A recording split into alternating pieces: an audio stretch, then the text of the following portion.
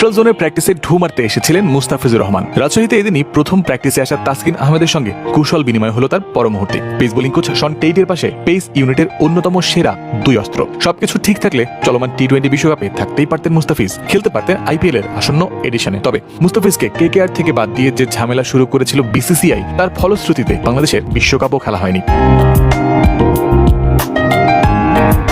IPL খেলার আগ্রহ যে কারোরই প্রবল থাকবে, এটাই স্বাভাবিক। তবে 9,20,00,000 রুপি আর্থিক ক্ষতির পরেও মুস্তাফিজ ছিলেন নির্ভার, বলেছিলেন লেট ইট গো। সব ঝেড়ে মুছে অদম্য বাংলাদেশ টি-20 কাপে খেলেছেন, এখন খেলবেন বিসিএল। মুস্তাফিজকে কেকেআর যখন রিলিজ করে দেয়, তখন তিনি রংপুর রাইডার্সের হয়ে বিপিএল খেলছিলেন।